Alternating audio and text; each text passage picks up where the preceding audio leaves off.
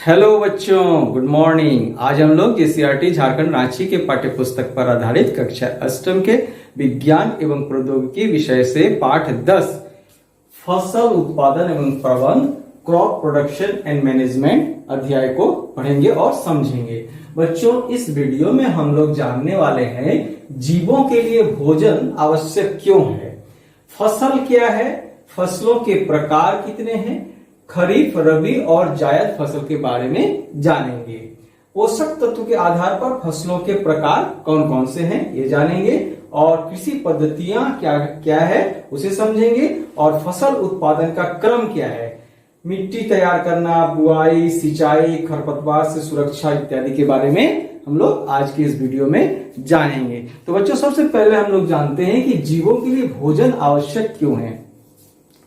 जैसे बच्चों, अगर आपको कुछ समय के लिए भोजन उपलब्ध ना हो तो क्या लगता है, आपको काम करने में जो है कठिनाई होती है, अर्थात कमजोरी महसूस होती है ना। जब आप बीमार पड़ते हो, आप ठीक से नहीं खा पाते हो, उस समय आपको कैसा लगता है कि काम करने में आपको असुविधा होती है, अर्थात आपके शरीर में कमजोरी आ जाती है। तो यही कारण है कि हमें भोजन आवश्यक है। भोजन हमारे बहुत सारे शरीर की कमियों को दूर करता है। देखिए, सभी जीवों को भोजन की आवश्यकता उनकी अपने शरीर की वृद्धि, रख रखाव तथा आवश्यक ऊर्जा के प्राप्ति के लिए होती है ना। तो प्रत्येक बच्चा जो है वो उसका विकास होता है तो उसे भोजन की आवश्यकता है। अगर भोजन ठीक से नहीं प्राप्त होगा तो उसके शारीरिक विकास में कमी होगी, है ना। शारीरिक विकास ठीक से नहीं हो पाएगा। उसके बाद शरीर का रख रखाव, कहीं का अगर टूट फूट जाता है या कट जाता है तो उसके मरम्मति के लिए भी भोजन की आवश्यकता होती है। साथ ही बच्चों, हमारे दैनिक जीवन में जो हम लोग काम करते हैं तो इससे हमारे शरीर के जो ऊर्जा की जरूरत है वो हमें भोजन से ही प्राप्त होती है। आगे बच्चों, फसल क्या है। फसल जो है, जब एक ही किस्म के पौधों को किसी स्थान पर बड़े पैमाने पर नियमित रूप से उगाए जाते हैं तो इसे हम लोग फसल कहते हैं। तो इससे पहले बच्चों हम लोग जान लेते हैं कि बहुत समय पहले फसल नहीं थे। उस समय लोग जो है घुमंतु जीवन जीते थे, एक जगह से दूसरी जगह पर जो है घूमते थे और वहाँ जो है वहाँ के फसलें जब वो प्राप्त कर लेते थे, खा लेते थे, तो फिर दूसरी जगह के लिए वो निकल पड़ते थे। तो इस प्रकार के जीवन को घुमंतु जीवन कहते हैं। तो किसी एक समय में फसल किस प्रकार से उगाया जाए इसके बारे में मनुष्य को पता चला और मनुष्य स्थायी होने लगे। उसके बाद बच्चों, फसलों के प्रकार, मौसम के अनुसार बच्चों फसलों के 3 प्रकार हैं। जैसे खरीफ फसल है, रबी फसल है और जायद फसल है। तो बच्चों, इनके बारे में हम लोग विस्तार से जानने वाले हैं। बच्चों, हर फसल को एक समान पानी की आवश्यकता नहीं होती। किसी फसल को अधिक पानी की आवश्यकता होती है तो किसी फसल को कम पानी की आवश्यकता होती है। अगर हम कम पानी वाले आवश्यकता वाले पौधे को अधिक जब पानी होती है, यानी कि पूरे बरसात के समय लगा दें तो वो जो है गल जाएगी। और जिस पौधे को अधिक पानी की आवश्यकता उसे अगर हम गर्मी के समय में या जाड़े के ऋतु में लगाएंगे, जिस समय की पानी कम मिलती है, तो वो पौधा भी सही तरीके से नहीं हो पाएगा। तो इस प्रकार से बच्चों, वर्षा ऋतु में जो फसल बोया जाता है जून से जुलाई के अंदर में, जिस समय वर्षा अच्छी होती है, और कटाई जो है अक्टूबर से दिसंबर के बीच में ऐसे फसलों की जाती है। जैसे कि सोयाबीन, कपास, मूंगफली, धान, ये सारे खरीफ फसल कहलाते हैं। और रबी फसल क्या है। रबी फसल जो है ये शीत ऋतु में बोया जाता है, जब बहुत ठंडा पड़ता है, जिस समय पानी कम प्राप्त होगी, फसल को की जरूरत होगी, उस समय से बोया जाता है और मार्च माह में इसे काटा जाता है। जैसे गेहूं है, चना है, आलू है, मटर है, सरसों है, अलसी है, ये सारे जो है रबी फसल के उदाहरण है। जायद फसल क्या है। जायद फसल को जो है ग्रीष्म ऋतु में लगाया जाता है, यानी कि ये मार्च से जून के बीच में लगाया जाता है। जैसे ये दलहनी फसलें हैं और इसमें ये सब्जियां भी लगाया जाता है। बच्चों, हॉर्टिकल्चर क्या है।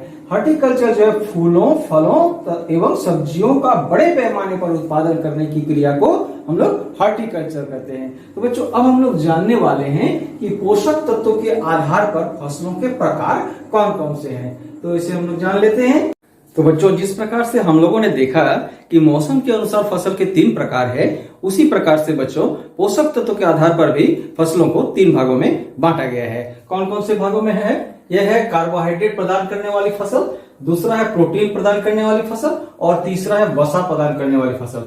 तो कार्बोहाइड्रेट प्रदान करने वाली फसल का क्या अर्थ है? इसका अर्थ है कि वह फसल जिससे हमें कार्बोहाइड्रेट की अधिक से अधिक मात्रा प्राप्त होती है, उसे हम लोग कार्बोहाइड्रेट प्रदान करने वाली फसल कहते हैं, या इसे अनाज या धान्य फसल भी कहा जाता है। इसका उदाहरण है चावल, गेहूं, मक्का, बाजरा तथा ज्वार। उसी प्रकार से बच्चों प्रोटीन प्रदान करने वाली फसल है सोयाबीन, चना, मसूर, अरहर, मटर आदि। इन्हें जो है हम लोग दलहन फसल भी कहते हैं, अर्थात ये दाल वाली फसलें हैं।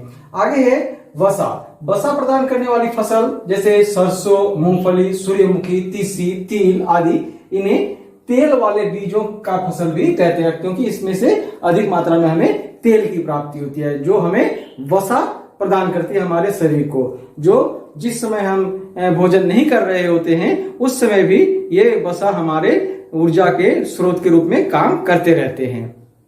तो बच्चों, अब हम लोग जानने वाले हैं कृषि पद्धतियां क्या है। बच्चों, किसानों द्वारा फसलों के उत्पादन के क्रम में बहुत सारे क्रियाकलाप किए जाते हैं। इन सारे क्रियाकलापों को कृषि पद्धतियां कहते हैं, और इसके क्रम इस प्रकार से हैं। कौन कौन से क्रिया किया जाता है? मिट्टी तैयार करना।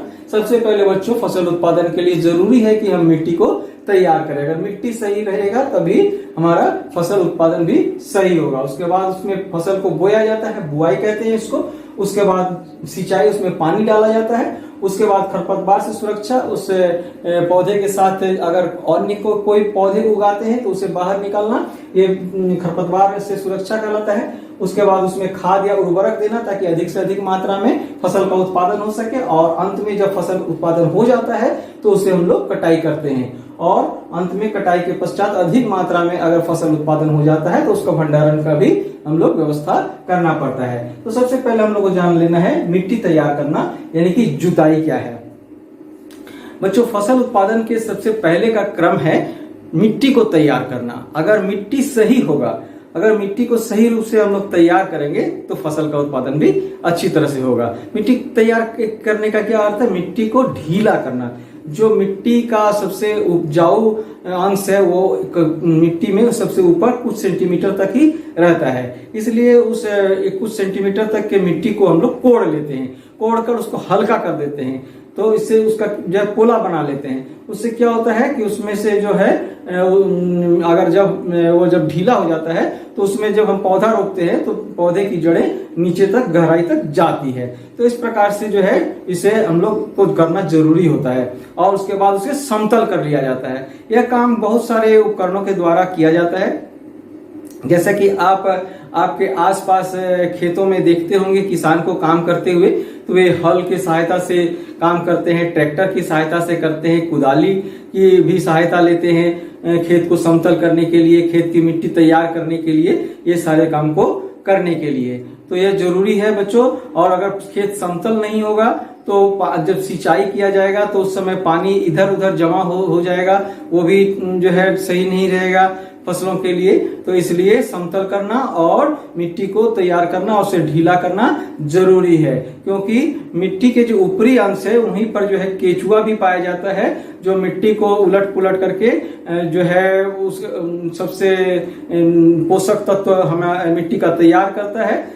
तो इसे हम लोग ह्यूमस कहते हैं, जो पौधों के लिए सबसे उपयोगी होता है। तो बच्चों, इस प्रकार से मिट्टी तैयार करने के बाद जब मिट्टी तैयार हो जाता है तो सब उसके बाद हम लोग का दूसरा काम है बुआई।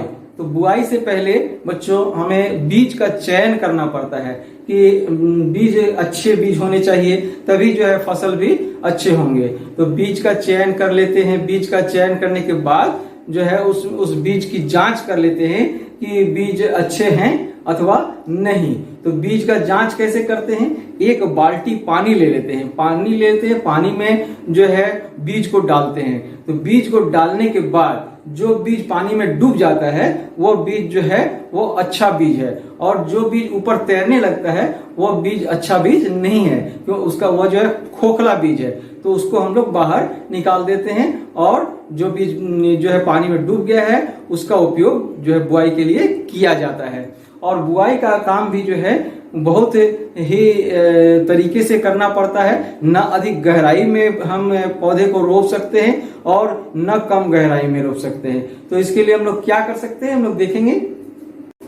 तो बच्चों, बीजों का चयन कर लेने के बाद बुआई का काम किया जाता है। तो बुआई जो है यह भी परंपरागत विधि और आधुनिक विधि दो तरीके से किया जाता है।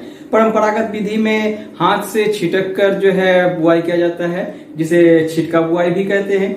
और उसके बाद हल में एक कीप लगा दिया जाता है और उसमें जो है बीज को रख दिया जाता है, और जैसे जैसे हल चलता है वैसे वैसे जो है बीज एक निश्चित दूरी पर और निश्चित गहराई में जो है मिट्टी में जो गिरते जाता है। तो इस प्रकार से बुआई किया जाता है। और आधुनिक समय में जो है ट्रैक्टर के माध्यम से जो है सीड ड्रिल जिसे कहते हैं, इसके माध्यम से बड़े पैमाने पर जो है बीजों का रोपण किया जाता है।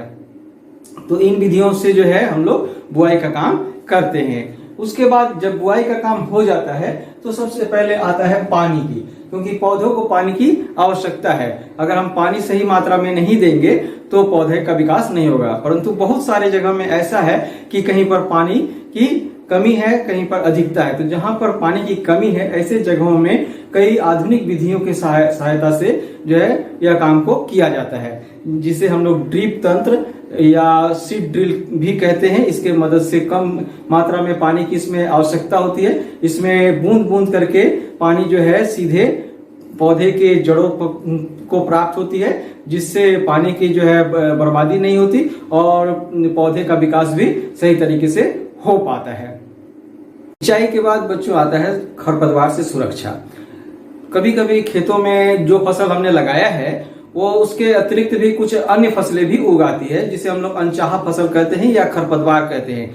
अगर हम लोग इसे नहीं निकालेंगे तो यह फसल के लिए हानिकारक हो सकता है, फसल के उत्पादन को यह प्रभावित कर सकता है। इसलिए हमें इसे निकालना आवश्यक होता है। तो इसे हम लोग हाथ से खुरपी से निकालते हैं, अथवा इस पर जो है आजकल जो है आधुनिक समय में रासायनिक पदार्थ पाए जाते हैं, उस रासायन का जो है छिड़काव करके हम इससे मुक्ति प्राप्त कर सकते हैं। ये रासायनिक पदार्थ है 2,4-D ब्यूटोक्लोर या MCPA। तो इस प्रकार से बच्चों खरपतवार से भी हम लोग फसल का सुरक्षा करना आवश्यक होता है, इसको हम लोग सुरक्षित करते हैं। तो बच्चों, आज के वीडियो में हम लोगों ने जाना जीवों के लिए भोजन आवश्यक क्यों है, फसल क्या है, फसलों के प्रकार, खरीफ, रबी और जायद फसल के बारे में जाना, पोषक तत्वों के आधार पर फसलों के प्रकार को हम लोगों ने जाना, और कृषि पद्धतियां क्या है और इसके जो फसल उत्पादन के जो क्रम है इसमें हम लोग मिट्टी तैयार करना, सिंचाई, बुआई और खरपतवार से सुरक्षा के उपाय, इन सारी चीजों को हम लोगों ने इस वीडियो में जाना। तो बच्चों, यदि वीडियो अच्छा लगा हो तो वीडियो को लाइक करें। अगर अभी तक आपने चैनल को सब्सक्राइब नहीं किया है तो चैनल को सब्सक्राइब कर लें, और साथ ही अपने दोस्तों के बीच से ज्यादा शेयर करें, ताकि सभी को इसके का लाभ मिल सके। वीडियो में अंत तक बने रहने के लिए बच्चों आप सबको बहुत बहुत धन्यवाद। मिलते हैं अगले वीडियो में।